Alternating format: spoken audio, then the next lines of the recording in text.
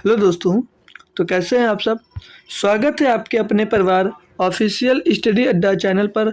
हम लोग दोस्तों आरआरबी एनटीपीसी के लिए मैथ्स की प्रैक्टिस डेली करते हैं दोस्त। जो हम एक्सप्रेस सीरीज चलाए उसमें आपको दोस्तों मैथ हम आरआरबी एनटीपीसी के देते हैं भाई। उसमें हम लोग दोस्त चैप्टर वाइज भी पढ़ते हैं और प्रैक्टिस सेट भी सॉल्व करते हैं। चैप्टर वाइज और प्रैक्टिस सेट दोनों दोस्त करते हैं, ये आपको मालूम होगा। और ये नंबर सिस्टम चैप्टर जो इस समय हम पढ़ रहे हैं, इसका दोस्त ये लास्ट और 10वां लेक्चर है।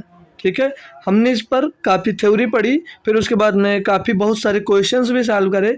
तो कल कुछ क्वेश्चन रह गए थे, इसीलिए एक एक्स्ट्रा क्लास और लेनी पड़ी। हमें लगा था 9 क्लास में हो जाएगा, लेकिन एक क्लास और लेनी पड़ी इसकी, जिसमें कुछ क्वेश्चंस बाकी रह गए थे। ठीक है भाई, तो उस क्वेश्चंस को आज हम दोस्त सॉल्व करवाएंगे। तो आपको पता होगा जो पढ़ रहा डेली उसको नंबर सिस्टम में जो हमने कराया, थ्योरी भी काफ़ी कराई और क्वेश्चंस भी बहुत सारे करवा दिए हैं। ठीक है, और ये होती कितनी बजे क्लास है, तो दोस्त ये 9 बजे क्लास होती है। आज ये दोस्त लास्ट क्लास है आपकी, ये आज नंबर सिस्टम की दोस्त लास्ट क्लास है। इसके बाद में हम लोग दोस्त एलसीएम और एचसीएफ पढ़ेंगे। क्या पढ़ेंगे? एलसीएम और एचसीएफ पढ़ेंगे।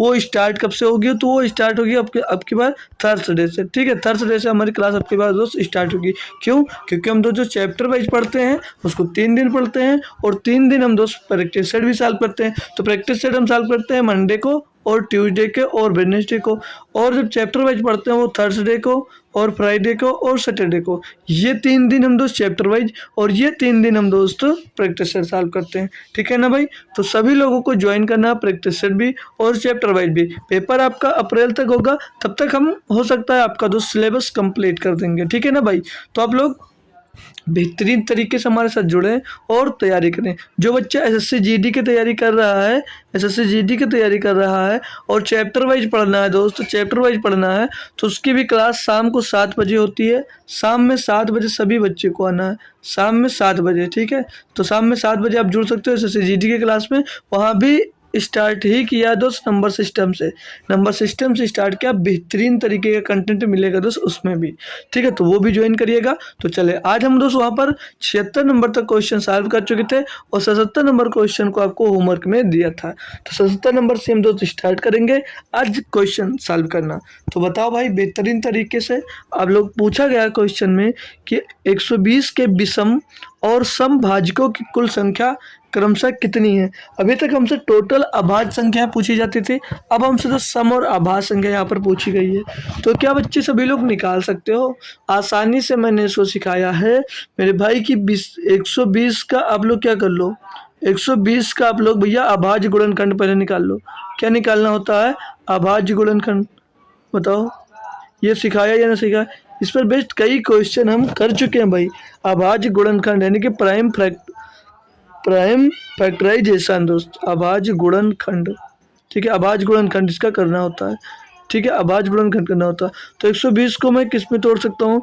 तो 15 अट्ठे 120, 15 अट्ठे 120 यानी कि 120 को हम दोस्त 8 गुणे 15 में तोड़ सकते हैं, यानी कि 2 को लिख सकते हैं भैया 3 बार, ये 8 हो गया। और गुणे में 3 पचे 15, 3 की पावर 1 गुणे 5 की पावर 1, ऐसे लिख सकते हैं। बोलोगे जी सर बिल्कुल लिख सकते हो, क्योंकि वही हमारा लिखा हुआ है। बहुत अच्छी बात है, समझ में अगर आ रहा है तो। हम इसको जब डिवाइड करेंगे, बांटेंगे तो 2 की पावर 0, 2 की पावर 1, 2 की पावर 2 और 2 की पावर 3 में तोड़ सकते हैं। क्या पता भाई? सभी को मालूम होगा भाई। और 3 की पावर 0 और 3 की पावर 1 आ जाएगा भैया। जी सर आ जाएगा। 5 की पावर 1 और नहीं 0 होगा भाई ना, पहले 5 की पावर 0 और 5 की पावर 1, ये मिल गया भाई। अब यहाँ से अगर आपको दोस्त टोटल नंबर ऑफ फैक्टर्स पूछता, टोटल नंबर ऑफ फैक्टर पूछता, तो इनका टोटल गिन लेते। 4 दूनी 8 दूनी 16, 16 टोटल फैक्टराइजेशन होता है। मतलब टोटल कितने फैक्टर होते हैं पूछता कि टोटल फैक्टर कितने हैं। तो सर क्या जवाब देते भैया? 3 और 1 4 गुणे 2 गुणे 2, तो 4 2 4 चौक 16 भैया, 16 टोटल फैक्टर होते हैं। लेकिन इवन फैक्टर पूछा गया है, इवन। ठीक है, इवन पूछा गया है और ऑड पूछा गया है। मतलब सम और विषम फैक्टर्स पूछे गए हैं, सम और विषम फैक्टर्स दोस्त पूछे गए हैं। जब हम लोग दोस्त इवन निकालते हैं, जब हम लोग दोस्त सम फैक्टर निकालते हैं, तो इसको हटा देते हैं। ठीक है, इसको हटा देते हैं, बाकी गिन लेते हैं 1 2 3, 3 का गुणा लिख दीजिए, फिर 1 2 1 2। तो मतलब पहले 3, पहले इन तीनों का गुणा, फिर इन दोनों का गुणा, फिर इन दोनों का गुणा। तो 3 दूनी 6 दूनी 12, या 12 इसके जो होंगे वो सम फैक्टर्स होंगे। इवन फैक्टर्स जोड़े। जब हम ऑड फैक्टर्स जोड़ते हैं भैया, तो जब ऑड फैक्टर्स लिया जाता है मेरे भाई, तो हम लोग दोस्त दो में जो होता है 3 ये छोड़ देते हैं, सिर्फ इसको गिनते हैं, काउंट करते हैं। तो 1, फिर इसमें कितने हैं 2 गुणे 2, फिर इसमें कितने हैं 2 तो गुणे 2, तो दो दूनी 4, यानी कि 4 विषम फैक्टर होंगे और 12 सम फैक्टर होंगे। लेकिन पूछा क्या गया, पहले विषम पूछा गया है, तो विषम कितने हैं भैया 4, फिर उसके बाद सम पूछा कितने 12, तो 4 12 कौन सा ऑप्शन है, ऑप्शन नंबर सी। ये भी भाई ध्यान रखने की ज़रूरत होती है, क्योंकि यहाँ पर काफ़ी बच्चे मिस कर देते हैं भाई। तो याद रखना, पहले जो पूछा गया उसको आगे रखना, क्योंकि देख लीजिए ऑप्शन सेम है दोनों, तो ऑप्शन हमारा सी होगा, ना कि ए होगा, क्योंकि पहले विषम कहा था, विषम 4 निकल गया है। क्या मस्त समझ में आ गया भाई? आगे बढ़ूं, चलो।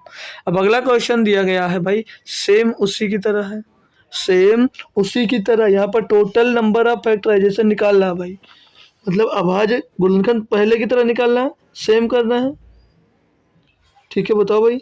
लेकिन यहाँ पर क्या पूछा, मतलब वहाँ पर सम और विषम दोनों पूछा गया था, यहाँ पर टोटल खाली सम पूछा गया है।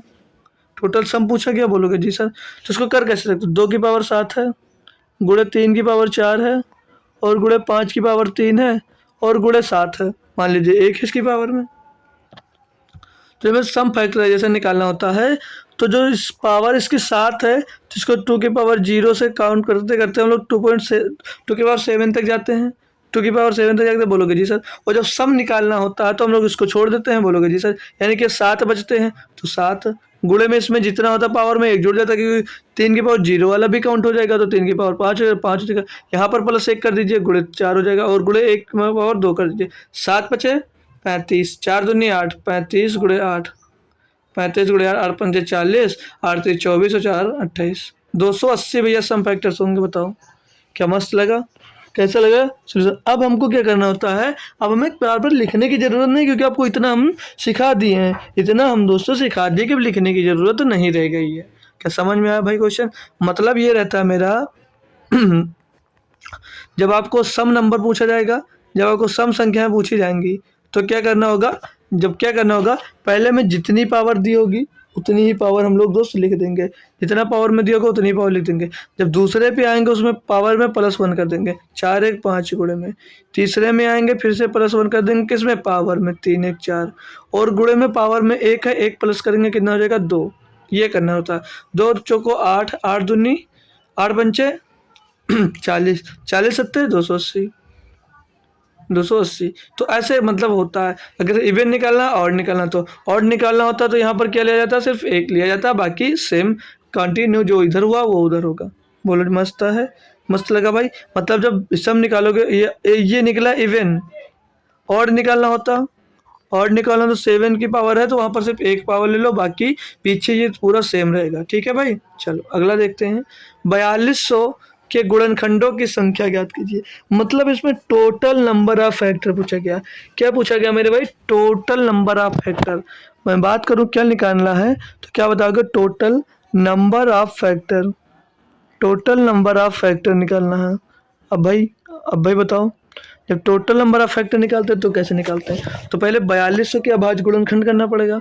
तो भाई इसको कर लीजिए, इतना कहाँ याद करूँगा, तो चलो लिख लो 4200 और कर डालते हैं इसको, ठीक है। 4200 इसका भाई गुणनखंड करो और निकालो। तो पहले 2 से कटेगा सर जी, 2 से कटेगा 21 बार, 2100 हो जाएगा। फिर 2 से काटूंगा, 2 से काटूंगा 1050 मिल जाएगा। फिर से 2 से कटेगा भाई, 2 पंचे 10, 2 दूनी 4, 2 पंचे 10, 525। अब ये किससे कटेगा भाई, अब ये किससे कटेगा, क्या 3 से, 3 एक नाम 3, 2 बचेगा भाई, 3 से कट जाएगा भाई, 3 से, 3 एक नाम 3, 2 बचा 22 हो गया, 3 से 21, 1 बचा 15 होगा, 3 बचे 15, 3 से अब नहीं कटेगा, अब काट लो 5 से, 5 से 15, 50 25, 5 से फिर से कटेगा, 5 से 35, 7 एक बार बाहर आ जाएगा। तो कितने गुणनखंड मिले देख लेंगे हम लोग, 2 2, 2 की पावर भैया 3, गुणे में 3, 3 की पावर 1, 5 की पावर 2, 7 की पावर 1।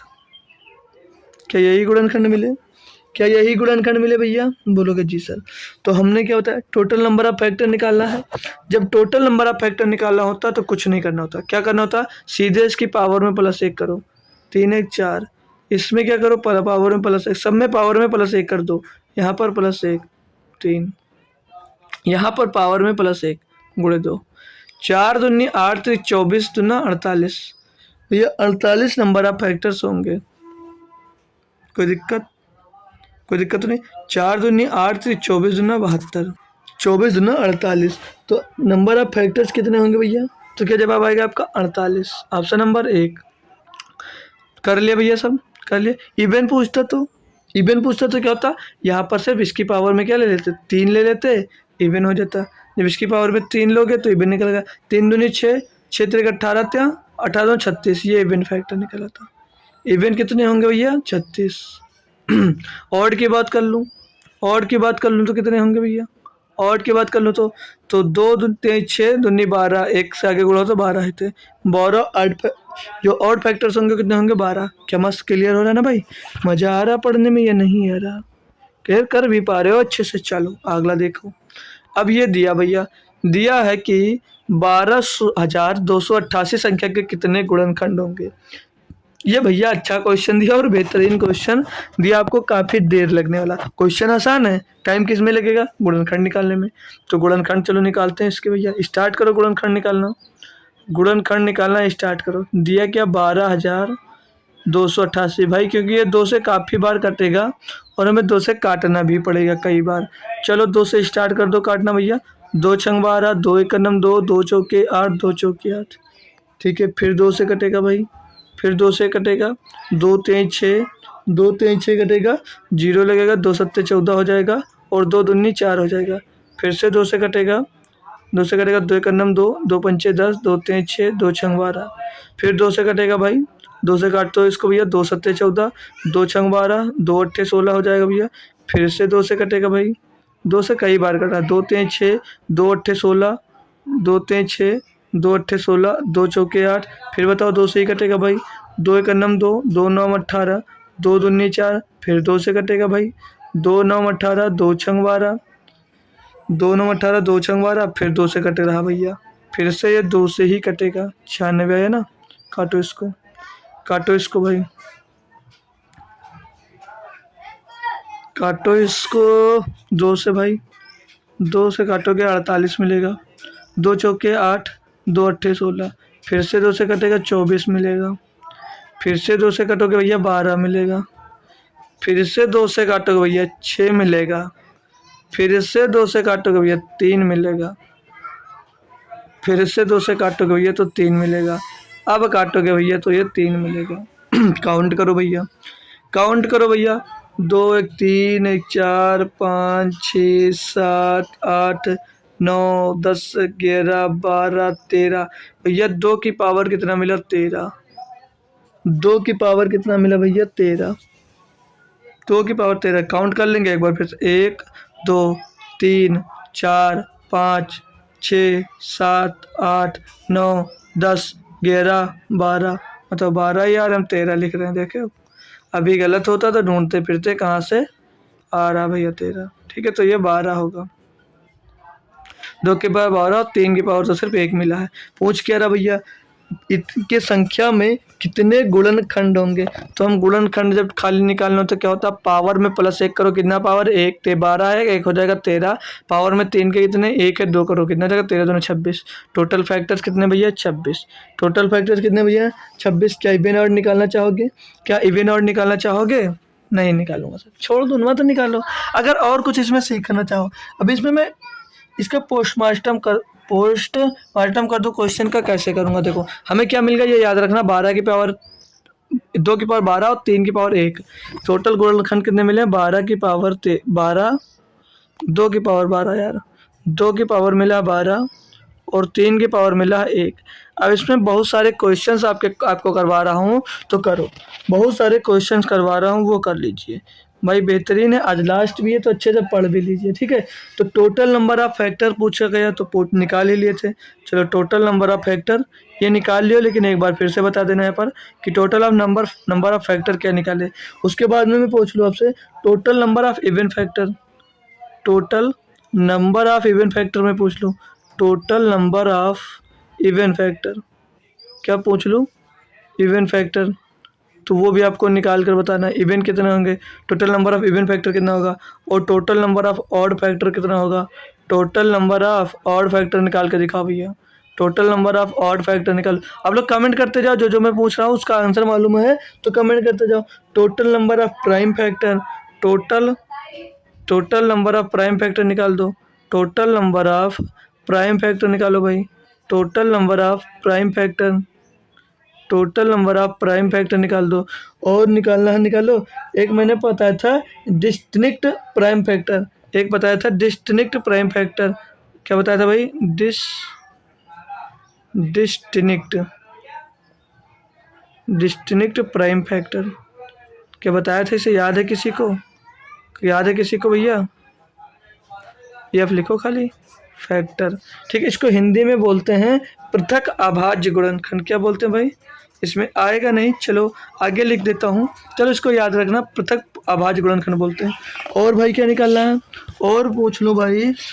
तो number of perfect square factor निकाल लो आप लोग। Number of perfect number of perfect square factor, number of square factor निकालो। और निकाल दो भैया नंबर ऑफ स्क्वायर फैक्टर, और number of perfect cube factor, perfect number of perfect cube factor लाओ भाई निकाल के बताओ। इतने क्वेश्चन कर दिए, अब इतने क्वेश्चन सिर्फ किससे होगा, एक क्वेश्चन से। टोटल नंबर ऑफ फैक्टर कैसे निकाले भैया, total number of factor power में एक जोड़कर गुणा कर दिए, पावर 12 थी 2 हो गई, 3 पे के पावर 2 1 थी 2 हो गई, 13 दूनी 26। टोटल नंबर ऑफ फैक्टर कितने 26। Total number of even number, power क्या होता है, ये नंबर में इवन नंबर जब निकालते हैं तो पावर एक मतलब जो अगला होता है उसका सेम पावर 12 का 12 ले लेते हैं, और पीछे वाली पावर में एक बढ़ा देते हैं, तो 12 दूना 24। तो कितने हो गए सम फैक्टर, इवन फैक्टर कितने आ गए भैया 24, इवन फैक्टर कितने आ गए भाई 24। मस्त क्लियर हो रहा है ना। और ऑड फैक्टर में क्या होता है, सिर्फ हम क्या लेते हैं, एक लेते हैं, जो अगला पावर से उसमें एक लेते हैं, यानी कि 2 की पावर सिर्फ 0 काउंट होता है, और पीछे जो होता है उसको ले लेते हैं 2, तो 2 दूनी 2। और मतलब नंबर ऑफ ऑड कितने होंगे, विषम संख्या कितनी होंगे भैया 2। और प्राइम फैक्टर कैसे निकालते हैं भैया, पावर जितनी होती है एज इट इज उसको जोड़ते हैं, 12 1 13 प्राइम फैक्टर होंगे। डिस्टिंक्ट प्राइम फैक्टर यानी कि पृथक गुणनखंड, तो पृथक गुणनखंड क्या होता है भैया, जितने गुणनखंड दिए होते नीचे 1 2 सिर्फ 2 होंगे। पृथक गुणनखंड कितने होंगे भैया 2। इसको जितने मतलब संख्या लिखी होती है गुणनखंड की वो ऐसे ऐसे जोड़कर लिख देते हैं गिनकर बस। और नंबर ऑफ परफेक्ट स्क्वायर कैसे निकालते हैं ये हमारी बात हुई। तो नंबर ऑफ परफेक्ट स्क्वायर को हिंदी में बोलते हैं पूर्ण वर्ग। और क्यूब को क्या बोलेंगे भैया, पूर्ण घन। क्या बोलेंगे, पूर्ण घन, ठीक है ना, क्योंकि ये सब बात मालूम होनी चाहिए, और ये सीधे क्वेश्चंस आपके बनेंगे भैया पेपर में। तो भैया पूर्ण वर्ग निकालना है, तो पूर्ण वर्ग क्या होगा, 2 की पावर 0 होता है, हम निकाल के भी दिखा चुके हैं, 2 की पावर 0, और 2 की पावर भैया 2 होगा, 2 की पावर 2, और 2 की पावर 4 हो जाएगा, और 2 की पावर भैया 6 हो जाएगा, और बन सकता है यहाँ पर 2 की पावर 8, 2 की पावर 8 बनेगा, 2 की पावर 8 बनेगा, और 2 की पावर भैया 10 बनेगा, और 2 की पावर भैया 12 भी बनेगा, 2 की पावर 12 भी बनेगा। और यहाँ पर एक दिया गया क्या, 2 की पावर, अरे यार 2 की पावर 12, और एक यहाँ पर 3 की पावर 0 भी इसी में काउंट हो जाएगा। अब बताओ भैया मस्त समझ में आया, हम बोलोगे जी सर।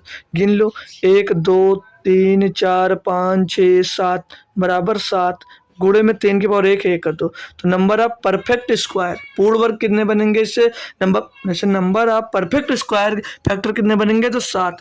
पूर्ण घन कितने बनेंगे, पूर्ण घन 2 की पावर 0 तो बनेगा, 2 की पावर 0 बनेगा, 2 की पावर 3 भी बनेगा, और 2 की पावर 6 भी बनेगा, और 2 की पावर 9 भी बनेगा, और क्या बनेगा, 2 की पावर 12 भी बनेगा, 2 की पावर 9 बनेगा, 2 की पावर 12 बनेगा, और 3 में क्या बनेगा, 3 की पावर 0 बनेगा। काउंट कर गुणा कर दीजिए भैया, 1 2 3 4 5 5 गुणे 1 भैया, टोटल नंबर ऑफ कितने होंगे, क्यूब फैक्टर कितने होंगे, तो 5।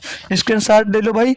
बेहतरीन क्वेश्चन को बेहतरीन तरीके से हमने दोस्त सॉल्व करवाया भाई, मज़ा आ गया होगा आपको। चलो कई क्वेश्चन सीखे, 1 2 3 4 5 6 7 क्वेश्चन जो सीखे इससे, ठीक है, 7 क्वेश्चन सीखे। अगला क्वेश्चन दिया भाई, जिसे क्वेश्चन में दिया है जैसे ब्रैकेट है, फिर मतलब ब्रैकेट के अंदर 8 है, पावर 10 दिया है, 9 है ब्रैकेट में, फिर 7 दिया पावर में, फिर गुणे में 7 की पावर 8 है। इसमें पूछा के गुणनफल की कुल अभाज्य संख्या ज्ञात करो। तो आप लोग इसको करके दिखा, जैसे पीछे करते आए हैं करेंगे वैसे, कुछ चेंज होगा और कुछ चेंज में आप गलती क्या करते हो अभी वो भी बताऊंगा। कुछ चेंज में गलती, जैसे आपको जब आप देखोगे मुझे कुल अभाज्य गुणनखंड निकालना है, तो क्या सीखे थे कि सर जी पावर में एक एक बढ़ा देते हैं, बस गुणा कर देते हैं तो कुल अभाज्य गुणनखंड निकल आता है। यही तो सीखे हो। नहीं भाई ये नहीं होगा, नहीं भाई ये नहीं होगा। बोले क्यों सर ये नहीं होगा, इसमें भैया पावर में क्या करते हैं, जब टोटल नंबर ऑफ फैक्टर निकालते थे आप लोग, टोटल नंबर ऑफ फैक्टर निकालते, पावर में एक बढ़ाओगे 10 11, पावर में एक बढ़ाओगे 8, पावर में एक बढ़ाओगे 9, इसको टोटल गुणा कर दोगे, नहीं आएगा भाई, नहीं आएगा। क्यों नहीं, क्योंकि गलत है। गलत क्या, देखिए भाई, हाँ और ये भी क्या करना भाई, क्या दिया है, कुल अभाज्य गुणनखंड मतलब प्राइम फैक्टर निकालना है। और प्राइम फैक्टर कैसे निकालते थे, पावर को जोड़ कर निकालते थे। यानी कि आप लोग क्या करोगे, 10 + 7 और +8 करोगे, ऐसे करोगे, निकालो 10 8 17 और 25। बोलोगे सर जी क्या ये प्राइम फैक्टर है, ऑप्शन नहीं है। ऑप्शन नहीं तो काफ़ी बच्चे तो बच जाएंगे, ऑप्शन होता है काफ़ी बच्चे ठोक कर चले जाते हैं। क्यों, क्योंकि नंबर ऑफ जो प्राइम फैक्टर निकाला जाता है वो पावर को जोड़कर, लेकिन ये जो पावर दी गई है वो सही नहीं दी गई है। क्यों, क्योंकि भैया जो ये पावर दिया गया है ये 10 जो 8 है, इसको 8 को हम कुछ लिख सकते हैं 2 की पावर 3, बोलोगे जी सर, तो 2 की पावर 3 की पावर 10 लिखा हुआ है, और गुणे में 9 लिखा है, 9 को 3 की पावर 2 लिख सकते हैं, और इसकी पावर में 7 लिखा है, और गुणे में 7 की पावर 8 लिखा है। यानी कि 2 की पावर कितना हो जाएगा, 3 दाम 30, और ये 3 की पावर कितना हो जाएगा, 7 दूनी 14, और ये गुणे में 7 की पावर 8। अब ये दो टोटल फैक्टर निकल कर आया। अब total number of prime factor निकालोगे भैया, total number of prime factor निकालोगे तो कैसे होगा, इनको भैया 23 + 14 प्लस का 8, तो 14 8 22 और 23 42। टोटल नंबर ऑफ फैक्टर कितने होंगे, 42। नहीं भाई 30 और 10 40, 40 और 10 50 52 होगा ना भाई, 52 होगा, 30 और 22 52 होगा, 52 नंबर ऑफ फैक्टर मिलेंगे भैया। नामम 52 प्राइम फैक्टर मिलेंगे। Total number of prime factor कितने होंगे भैया, 52। क्या अच्छा लगा, अच्छा लगा तो आओ अगला करो। सेम अगला है, करके दिखाओ भाई। सेम अगला नहीं है भाई, है चेंज हो क्या, 82 नंबर क्वेश्चन कहाँ गया यार 82 नंबर क्वेश्चन ही गायब हो गया। चलो क्वेश्चन मैं अपने आप से लिख देता हूँ, जो क्वेश्चन था थोड़ा इसी टाइप का था ना, तो लिख लीजिए उसको, आप लोग कर लीजिएगा, ठीक है। दिया क्या था क्वेश्चन में करली ब्रैकेट था, करली ब्रैकेट था, फिर ब्रैकेट में 16 था, और 16 की पावर भैया 7 दिया था, और उसके पावर में इंटू था, फिर 27 था, और 27 की पावर में भैया 6 दिया था। अरे यार 27 की पावर में 6 दिया था, और फिर गुणे में 5 की पावर दोस्त 9 था, 5 की पावर में गुणे 5 की पावर में 9 था, और करली ब्रैकेट क्लोज। पूछा क्या था इसमें, पूछा था भैया के गुणन मतलब के गुणनफल के कुल अभाज्य गुणनखंड ज्ञात कीजिए। भैया इसके आपको अभाज्य गुणनखंड ज्ञात करना था, बताओ भाई कर पाओगे, क्या भाई कर पाओगे। अभाज्य गुणनखंड निकालना है, क्या निकालना है, प्राइम फैक्टर, क्या निकाला प्राइम फैक्टर, जो अभी निकाले, क्या निकाले अभी, यही तो निकाले थे, अभी निकाले थे, मतलब total number of prime factor, total number of prime factor निकालना है, total number of prime factor निकालना। भाई करके दिखाओ, सेम होगा क्वेश्चन, बदलाव क्या होगा वो भी बताऊंगा। तो कैसे कर सकते हो भाई, देखो 16 की पावर 7 है, 16 को क्या लिख सकते हो, 2 की पावर 4 लिख सकते हो जी सर, 2 की पावर 4 की पावर 4 मल्टीप्लाइड में 27 को 3 की पावर 6, और मल्टीप्लाइड में भैया 5 की पावर 9, एजेटेड दिया, 2 की पावर 4 7 28 हो जाएगा, मल्टीप्लाइड 3 की3 की पावर 6 दिया था, तो 3 6 18, 3 की पावर 18 हो जाएगा, और गुणे में भैया 5 की पावर 9 हो जाएगा। टोटल जोड़ना रहता है, क्या पावर, जब प्राइम फैक्टर निकालना हो तो पावर जोड़ देते हैं भैया। तो 28 और 9 37, 37 में 8 जुड़ेगा भैया, 37 में 8 जुड़ेगा, 45 45 में 10 जुड़ेगा 55, भैया 55 होंगे number of total number of prime factor. ठीक है भाई, ऐसे कर सकते थे। इसको दिया नहीं था, कोई बात नहीं, हमने क्वेश्चन बता दिया जो क्वेश्चन दिया था, क्योंकि हमने दोस्त 90 प्लस क्वेश्चन लिए, टोटल 90 क्वेश्चन लिए, तो 90 क्वेश्चन करना था आपको। चलो करो इसे। ये भाई कैसे दिया है, आसान सा दिया। अंक ए और बी का मान क्या होगा, मतलब बी ए गुणे बी थ्री बराबर 557 ए दिया है भैया। तो पूछा जा रहा है आपसे कि ए बी का मान क्या होगा, बताओ भाई।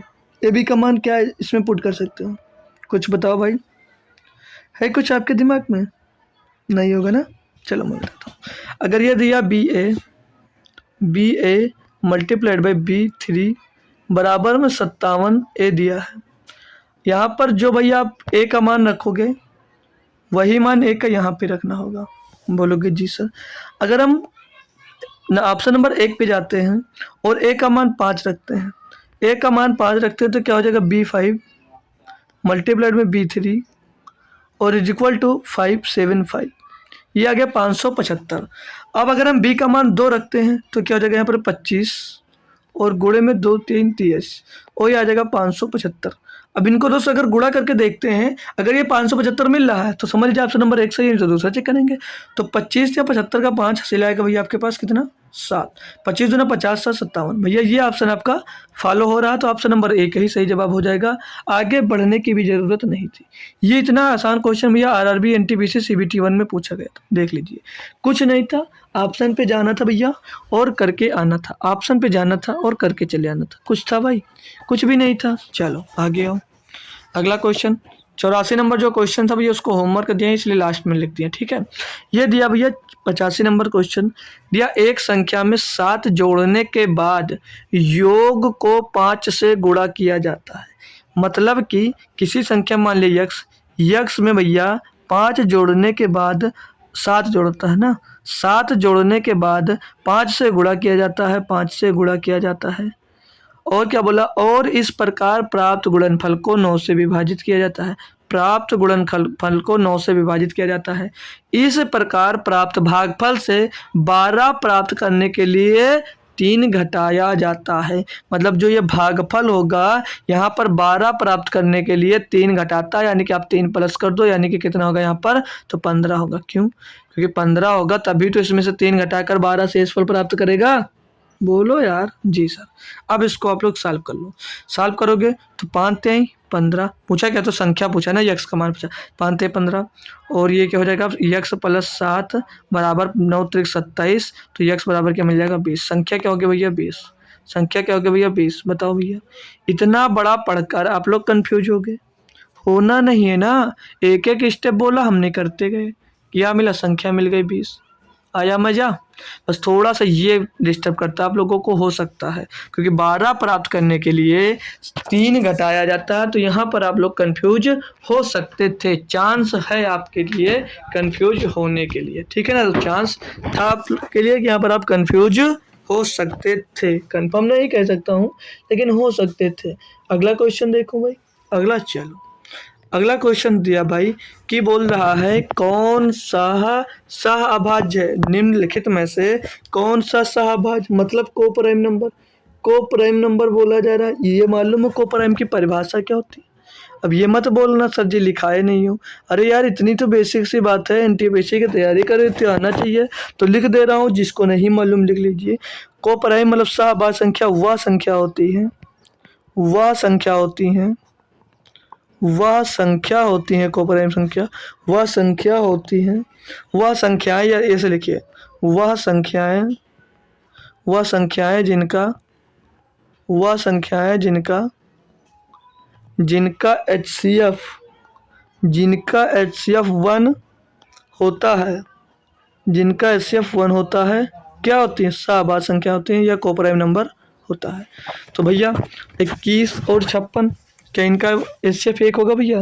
कतई नहीं होगा। क्यों? क्योंकि 7 के 7 और 56 इनका अन्य गुणनखंड है। 28 और 81, 28 और 81 में भैया कुछ कॉमन दिख रहा है? चलो उससे नहीं देख, इसमें दिमाग लगाओ। 4 9 36, 4 5 20 भैया ये भी होगा, नहीं होगा। 12 3 चौक 12 3 9 27 भैया यही होगा, यही अभाज्य संख्या होगा, क्योंकि 28 और 81 में कोई कॉमन गुणनखंड नहीं है, इसलिए इनका एचसीएफ क्या होगा, 1 होगा। तो इनका एचसीएफ अगर भैया मेरे भाई 1 होता है तो ये क्या होती है भैया, सहभाज्य संख्या होती है। क्या होती है, सहभाज्य संख्या है। मस्त समझ में आएगा। ऑप्शन नंबर बी सही हो गया। कुछ था ही नहीं क्वेश्चन में भाई, कुछ था ही नहीं क्वेश्चन में। अगला देखो, ये दिया भैया कि 3 गुणे -7 फिर बराबर में -7 गुणे -3। ये दिया, पूछ रहा ये किस प्रॉपर्टी का है दोस्त, ये किस प्रॉपर्टी का। मैंने सारे लिखाए थे कि क्लोजर प्रॉपर्टी में क्या होता है, डिस्ट्रीब्यूशन मतलब बंटन प्रॉपर्टी में क्या होता है, और कम्यूटेटिव प्रॉपर्टीज में क्या होता है, मतलब क्रमबंधनीय नियम में क्या होता है, और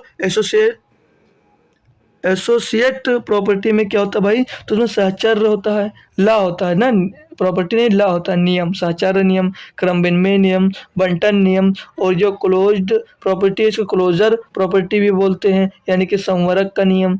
ये सब पढ़े थे या नहीं पढ़े थे भैया। तो भैया बंटन नियम में क्या था, बंटन नियम और ये सहचर्य नियम, क्रमबंधनीय नियम में क्या होता था, संख्याएं वही होती थी, बस उसको चेंज कर दिया जाता था। संख्याएं वही होती थी, बस उनको साइन बदल दिए जाते थे क्रम विनिमय में। तो यहाँ पर क्या हुआ, क्रम विनिमय, यही तो हुआ भाई, क्या कुछ और तो नहीं हुआ। आप देख लीजिए भाई, यही तो हुआ ना, क्रम विनिमय। ठीक है, तो ये वही है ना, मतलब ये क्रम विनिमय ही होगा, ये सही होगा। डिस्ट्रीब्यूटन क्या होता है, बंटन प्रॉपर्टी होती है।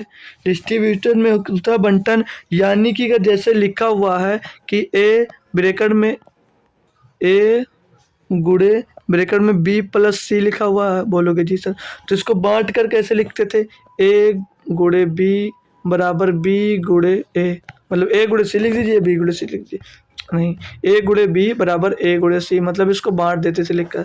और ये एसोसिएटिव क्या था भैया, सहचर्य का नियम। क्या था भैया, रिपीट कर रहा हूँ भाई, बाकी पढ़ा चुका हूँ आपको, ये पढ़ा चुका हूँ भाई बढ़िया से, और फिर रिपीट कर रहा हूँ, सहचर्य का नियम। सहचर्य नियम इसमें क्या होता था भैया, जैसे लिखा हुआ है ए प्लस बी ब्रैकेट के बाहर सी, तो इसको क्या ले सकते हो भैया, बी प्लस सी, और ये हो सकता था। ठीक है भैया, कोई कंफ्यूजन तो नहीं। और ये क्लोजर क्या था, संवरक नियम था, एडजेक्टिव होता था, साइन चेंज होता था, संवरक नियम। ठीक है, कंफ्यूजन दूर, चारों ऑप्शन बढ़िया से बता दिए गए हैं। ठीक है, कोई दिक्कत तो नहीं है। मतलब ये जो होगा, ये नियम होगा, ये कौन सी प्रॉपर्टी होगी, ये कम्यूटेटिव प्रॉपर्टीज होंगी। ठीक है भैया, कोई दिक्कत तो नहीं, आगे बढ़ो चलो। अब अगला क्वेश्चन दिया है कि बोल रहा भैया, वह संख्या है जिसके एक और स्वयं के अलावा अन्य गुणनखंड हो संख्या कहलाती है। मतलब जिसके भैया एक से अधिक गुणनखंड होते हैं, वो संख्या क्या होती है, वो संख्या क्या होती है भाई, तुरंत बताओगे मेरे भाई, वो भाज्य संख्या होती है, यानी कि कंपोजिट नंबर। क्या होंगी, कंपोजिट नंबर, भाज्य संख्याएं होती है, वो भाज्य संख्या कहलाती है। यहाँ पर भाज्य जाएगा, मतलब अगर एक ही गुणनखंड या तो ये बोलता कि वह एक और खुद से अगर विभाज्य होती है तो संख्या क्या कहलाती है, तो अभाज्य संख्या नहीं प्राइम नंबर कहलाती है। और इसमें बोला कि एक और स्वयं के अलावा अन्य गुणनखंड होंगे तो क्या होगा, वो कंपोजिट नंबर यानी भाज्य संख्या होंगी। भाज्य संख्या के ही तो अधिक गुणनखंड होते हैं, भाज्य संख्या के ही तो एक से अधिक गुणनखंड होते हैं, बोलोगे जी सर। अगला क्वेश्चन दिया मेरे भाई, बोला यदि किसी भिन्न का अंश हर से कम है तो भिन्न क्या कहलाती है। मतलब जैसे भिन्न है पी बाई क्यू, हर यानी कि जैसे समझिए एक से कम है, तो इसको क्या कहते हैं, इसको बोलते हैं प्रॉपर फ्रैक्शन। क्या बोलते हैं भाई, प्रॉपर फ्रैक्शन। अंश से कम होता है तो इसको क्या बोलेंगे, प्रॉपर फ्रैक्शन, इसको बोलेंगे प्रॉपर फ्रैक्शन। हिंदी में लिखा था, इंग्लिश में हिंदी में लिख देता हूँ, इसको बोलते हैं उचित भिन्न। क्या बोलते हैं इसको, उचित भिन्न। जो एक से अगर कम होगी तो जैसे पॉइंट में माना गया तो उसको बोलते हैं क्या, प्रॉपर भिन्न। और अगर यहाँ पर जैसे यहाँ पर क्या हुआ, यहाँ पर p बड़ा किससे, क्यों से, p बड़ा किससे, क्यों से, ओ सॉरी क्यों बड़ा है p से। ठीक है, और अगर क्यों बड़ा होता p से, अरे यार p बड़ा होता क्यों से, तब क्या होता भाई, तब होता इम्प्रॉपर फ्रैक्शन, इम्प्रॉपर फ्रैक्शन भैया। ठीक है, कंफ्यूजन तो नहीं है। चलो अगला देख लीजिए। अगला दिया भैया, इसमें पूछा जा रहा है कि निम्नलिखित में से कौन सा गलत है। लिखा 1 is the multiple identity of all rational number, मतलब जो रेशनल नंबर होते हैं उन सब में 1 का मल्टीपल होता है, यही तो लिखा हुआ भाई। पढ़ लो यार, इंग्लिश अच्छे से हमको भी नहीं आती है, तो आप लोग पढ़ो भाई और समझो। फिर मैं इसको क्लियर करता हूँ भाई, हिंदी बताऊँगा, ऐसा नहीं है कि नहीं बताऊँगा, बताऊँगा आप लोग, लेकिन एक बार खुद से कोशिश करो क्या होगा, क्या इसमें गलत हो सकता है भाई, क्या इसमें भाई गलत हो सकता है, क्योंकि आसान है। मतलब जो दिया पहले देख लीजिए, मैंने बताया ना कि एक जो है वो सभी का गुणन होता है, मतलब जितनी भी परमेय संख्या है उसमें एक का गुणन पहचान होता है, ठीक है भाई। दूसरा दिया है कि the commutative property of addition holds for the set all natural numbers, मतलब कि योग को विनिमय, मतलब जो क्रम विनिमय नियम था ना वही लिखा है, क्रम विनिमय के प्राकृतिक नेचुरल दिया ना, नेचुरल नंबर प्राकृतिक संख्याओं के समुच्चय के लिए मान्य है। मतलब जो भैया ये कम्यूटेटिव होगा ये नेचुरल नंबर होगा, बिल्कुल होगा भाई, ये सही है। अगला दिया है every rational number is a whole number, मतलब जो दिया प्रत्येक परमेय संख्या के पूर्ण संख्या होगी, मतलब जो परमेय संख्या होती है कि वो पूर्ण संख्या होगी, होल नंबर होगा भाई, नहीं होगा।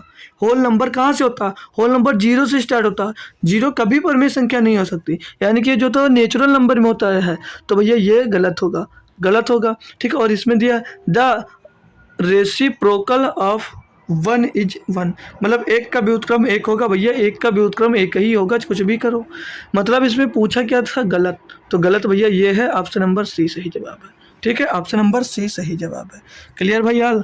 तो ये क्वेश्चन मैंने 84 नंबर को हटाकर यहाँ पर लाया था कि इसको आप लोगों को भैया होमवर्क में देना है, होमवर्क में इसका जवाब देना सभी बच्चे को, आंसर कमेंट करो, इसका आंसर कमेंट करो भैया, क्या होगा आंसर कमेंट करो, अगर नहीं होता तो भी कमेंट में बता देना सर नहीं हुआ।